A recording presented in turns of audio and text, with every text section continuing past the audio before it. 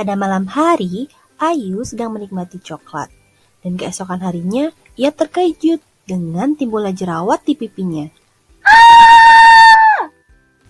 Ayu pun teringat, kemarin malam ia makan coklat.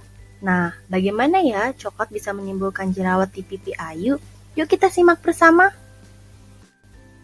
Teman-teman sudah tahu belum kalau coklat merupakan produk susu, di mana produk susu dan makanan berlemak dapat meningkatkan produksi sebum dan hiperkeratinisasi. Sehingga menyebabkan penyumbatan pada pori-pori kulit dengan timbulnya benjolan kecil yang biasa disebut dengan jerawat. Selain itu, faktor yang menyebabkan timbulnya jerawat adalah genetik, usia, hormon, dan kosmetika yang komedogenik. Jerawat dapat berupa lesi non-inflamasi dan lesi inflamasi. Lesi non-inflamasi berupa komedo, yaitu penyumbatan sebum atau minyak di pori-pori kulit. Komedo terdiri dari blackhead yang terjadi di atas pori-pori kulit yang berwarna hitam karena teroksidasi dengan udara, sedangkan whitehead terjadi di dalam pori-pori kulit.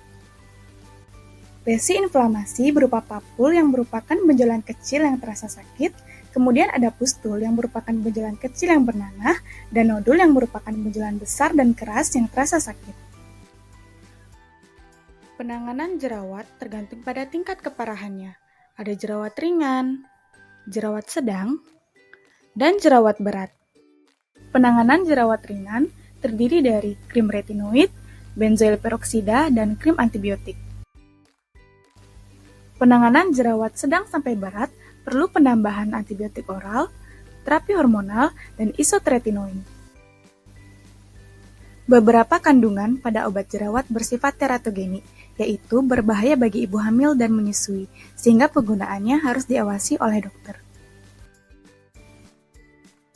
Dan yang perlu diingat, setiap obat-obatan dalam penggunaannya harus memperhatikan dagu sibu. Apa itu dagu sibu? Dagu sibu adalah singkatan dari da dapatkan, gu gunakan, si simpan, dan bu buang obat. Obat harus didapatkan di tempat yang sudah terjamin seperti di apotek yang sudah berizin. Selain itu, untuk obat keras yang mempunyai tanda K pada kemasannya harus didapatkan melalui resep dokter. Gunakan obat sesuai dengan aturan obat yang sudah tertera. Untuk obat antibiotik harus diminum sampai habis ya. Simpan obat sesuai dengan petunjuk pada kemasan, di mana kebanyakan obat tidak boleh terpapar sinar matahari langsung. Buang obat yang sudah kadaluarsa ataupun sudah rusak. Obat jangan dibuang sembarangan ya agar tidak disalahgunakan. Pembuangan obat dapat dilakukan dengan dibuka dari kemasannya lalu bisa direndam air dan dapat dipendam di dalam tanah. Tren backnetter akhir-akhir ini banyak dipilih dalam perawatan kulit seperti daun mint untuk mengatasi jerawat.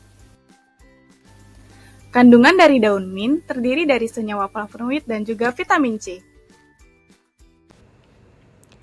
Berikut ini merupakan cara pembuatan masker daun Mula-mula, mint. pisahkan daun mint dari batangnya dan letakkan di wadah. Cuci daun mint dengan air mengalir, lalu tiriskan. Angin-anginkan daun mint tanpa terkena sinar matahari sampai kering.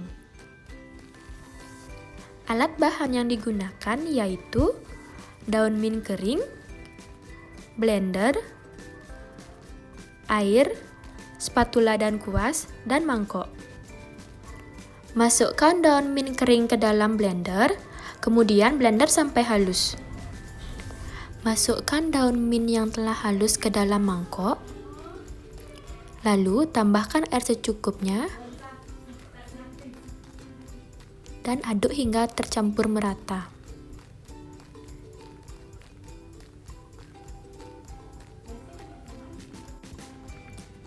Aplikasikan masker pada seluruh wajah, kemudian tunggu selama 15 menit. Masker ini dapat digunakan 2 kali dalam seminggu. Nah, bagaimana teman-teman? Sekarang sudah tahu kan mengenai masalah jerawat? Perlu diingat ya, bahwa penanganan jerawat itu tergantung pada kondisi masing-masing kulit. Hal yang perlu diperhatikan agar tidak memperparah jerawat, yang pertama dengan menghindari makanan manis, yang kedua dengan menghindari menggosok wajah yang terlalu keras, dan yang ketiga menghindari penggunaan kosmetik yang membuat kulit kering dan menyebabkan komedo. Dan yang paling penting, jangan memecat jerawat ya. Terima kasih telah menyaksikan video ini. Sampai jumpa semua.